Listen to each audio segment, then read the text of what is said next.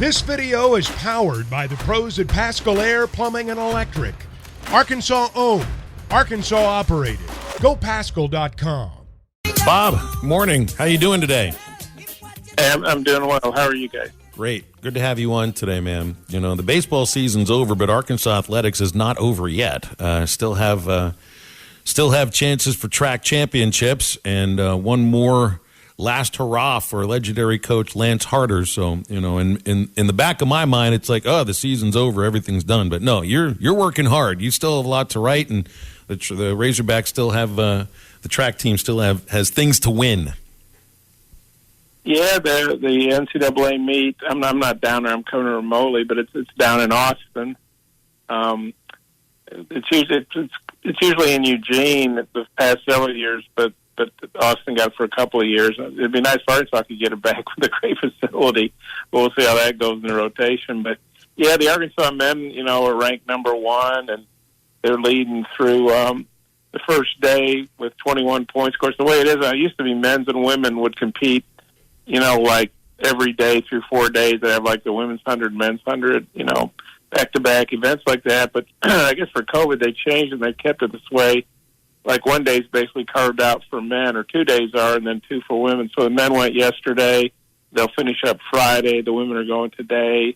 They'll finish up Saturday night, and then the men's decathlon finishes up today. So that's the only men's events going. But yeah, the Arkansas men are favored to win, but that's no guarantee. We'll see what happens. There's some other good competition in there with Texas Tech, Florida, Georgia. You know, it's usually a lot of SEC teams, and then Texas on the women's side is a heavy favorite. They were favored to win indoors, but Arkansas really maxed out its points and won indoors. And they're ranked third. They have a shot. You know, they have maybe the best, I would argue, the best all-around female athlete in the meet, and Britton Wilson, who's going to try to make a historic double and win the 400 and the 400 meters. I think she'd win either one if she focused on that. She might win them both. I mean, she's the hurdles. What'd you say, Bob? You said the 400 and the 400 meters. Did you mean the 400 meters and the 400 hurdles? Right. Yeah. Both of the 400 and the 400 hurdles. And she actually said she thinks the 400 is harder. I would think the 400 hurdles would be, because it's a 400 plus you got to jump over 10 hurdles. But she said when she's running the hurdles, she's so focused on her steps between the hurdles. Mm-hmm. And then when she's running the 400, it's basically the longest all-out sprint, and all she's thinking is, I'll get this over with because I'm hurting so bad. But she's really, she's an elite athlete. She's a real hard worker, and she just seems in a great place physically and mentally. So it's going to be really tough because nobody's ever done it before. So that tells you how tough it is. But if anybody can do it, I think she can. And so it'll be an uphill battle for the women to win, wrestle that title from Texas. But they did it indoors, so you never know. Did I see that right, where Arkansas went 1-2 in the long jump, in the men's long jump? Yeah, they did 1-2. Kerry McLeod went over a little over 27 feet, and Wayne Pinnock, who was actually defending outdoor champion, went, I think, 26.9. And the interesting thing is they're both transfers from Tennessee. And, you know, Travis Gefford, who's in his second stint with Arkansas as an assistant coach, he was at Tennessee. And so Travis came back to Arkansas last year, but Tennessee broke up their coaching staff. And so Travis recruited a lot of those kids got in the portal, and Travis recruited them. And Jordan West, who scored from the shot put, he got seventh. And, you know, people might say, well, seventh, big whoop. Well, at the national meet, every point is precious, you know. It's not like an SEC meet where you might score 130 points. You know, scoring 60 points, 50-some is going to win a national meet probably. So, and Jordan's a Tennessee transfer, and they've got some other guys from transfer. So Travis did a good job. Then their volunteer coach for the throws, John Newell, is a Tennessee guy. You know, he was their throws coach, and then he fired him, and he's a big reason why Jordan's here. So, yeah, then one other time Florida did it outdoors, and the best Arkansas I'd ever done was 1984. I got to give Sean Price, Arkansas's track. I said he credit for all these stats because I didn't know him. But in 1984, Mike Conley won the outdoor long jump, and Mike Davis took third. So, yeah, that was pretty historic what they did, and that obviously got them off to a great start in the meet. It's just amazing. You know, Matt Jones asked earlier in our last segment if we're grading Arkansas athletics for the last athletic calendar, 2022-23. What are you giving as far as a grade's concerned? And I feel like that question should be answered every year independently from track, because this is the biggest monster on campus as far as success, and it rarely ever changes. I mean, there's always national champions, team national champions, individual national champions. So, I'm giving the athletic department like a B overall for on-field and on-court success, but maybe that's got to be independent of track, because they're always there, Bob, always. Yeah, well, they swept SEC indoor titles, which is very hard to do because the SEC is just like in every other sport. They go all out to be really good, to be great. But Arkansas continues to dominate. And believe me, the other teams want to put a stop to that. I was talking to Lance Harder the other day, and of course you alluded to this in his last meet as legendary coach of the Razorbacks and Arkansas Sports Hall of Fame. He's in, 5 or 6 Hall of Fames, and but they swept indoor SECs, swept outdoor SECs, and swept indoor nationals. And now no school has ever swept indoors and outdoor nationals in the same school year. So I don't know if that can happen, because like I say, Texas women are pretty heavily favored. But Arkansas is definitely going to give it a shot. But this last time of this story, this is when John McDowell was still a coach. This probably would have been the early 2000s. And Arkansas is just dominating the SEC, especially in the distances. And he said, he didn't name the coach. He said, this isn't a coaches meeting, so this is in front of everybody. He says, we got to put a stop to this. He basically is encouraging SEC coaches. When I say money, I mean, scholarship money into recruiting distance runners to break up Arkansas's points, because they're all sick of losing to Arkansas. I thought that was pretty, probably some words here I can't use on radio, but I thought that was pretty bogus. It surprised me that another conference coach in a meeting where everybody would be that blunt about it. I thought maybe he'd be out with his, the other coaches. Maybe they'd be having dinner or drinking beers or something, and he'd say, "Man, we got to do something to break up Arkansas." But he just said it in a meeting, and so that's kind of where But Arkansas, and you can tell other schools have put resources into the distances and stuff, but Arkansas still continues to dominate, and it's really hard because when you only have 12.7 scholarships or 12.6, I think it is, and Arkansas does great in cross country, indoor and outdoor track. They do great in distance running, sprints, hurdles, throws now, jumps, and that's hard to do because a lot of these schools load up in distances, or they load up in throws, or they load up in sprints. And Arkansas, to be able to maintain a high level in all three is really a just speaks very highly of the coaching staff and obviously of the kids too.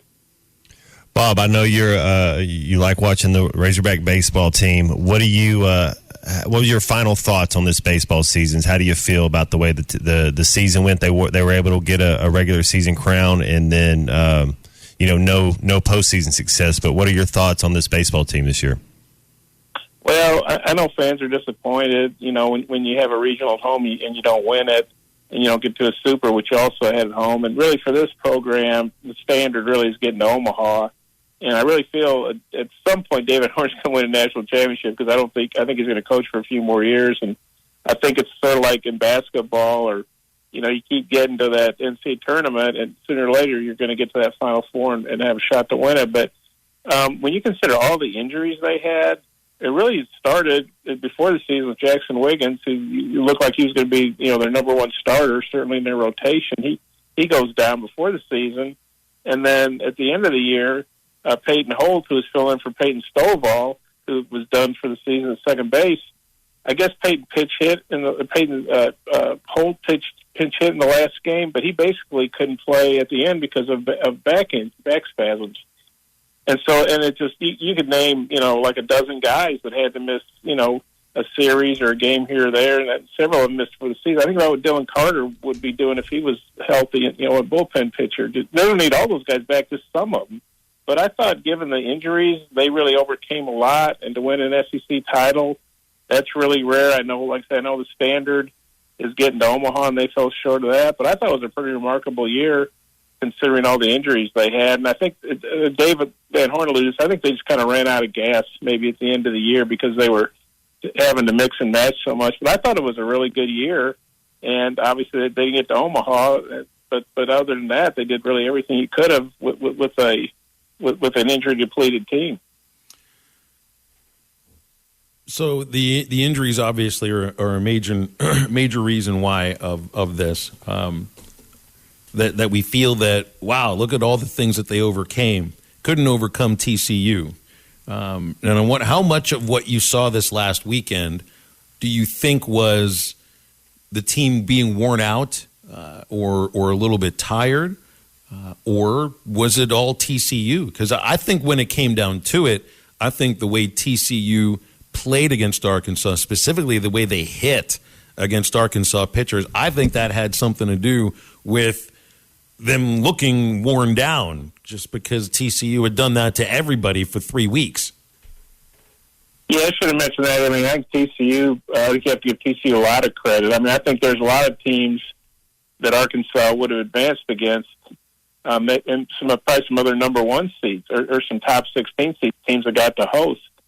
I bet Arkansas would have rather played Oklahoma State or Auburn or some other teams that didn't advance. But the TCU, man, they're hot. I mean, I think they're real talented, and I guess they had a bit of a lull in the middle of the season. But I think that was their 9th straight win. They won the Big 12 tournament, which is really hard to do. I think they're 15-1 in their last 16 games. And you're right, that lineup. I mean, Trey Richardson, their second baseman, he had really good numbers coming in. Was batting over 300. I think had 45 RBIs or something. But he just went nuts. He had 2 home runs on the year coming in, and then he hits 4, including grand slams and back-to-back at bats against Arkansas. So yeah, I think Arkansas ran into the wrong team at the wrong time. TCU was just a buzzsaw, and I'll be very surprised. No offense to Indiana State, I honestly don't know a whole lot about the Sycamores, but I'll be real surprised if TCU doesn't win that Super Regional and get to Omaha and do some in Omaha. If you told me TCU would win the national championship, that would not surprise me. I know there obviously have a lot of good teams, and Wake Forest is number one, but I would love to see the odds on TCU, and I probably wouldn't mind jumping on that bandwagon because they're playing really well. Now maybe they'll have a bad weekend, but I also thought it was interesting. Dave Van Horn said they thought the coaching staff felt they had a better chance to win a Super Regional where you obviously have to win 2 out of 3 than a regional where you have to win at least 3. Because they just didn't have the pitching depth, and their pitching was wearing out. Some of those freshmen that were doing better earlier in the year, like Gage Wood, I think they ran out. I think they hit a wall because he didn't pitch real well his last few outings.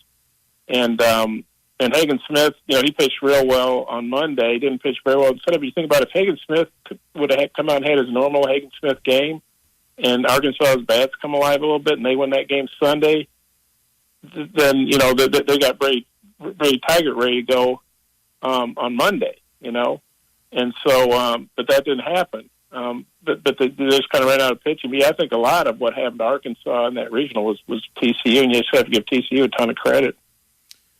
Well, Bob, here we are now. I mean, you still have things to write about, of course, because of track.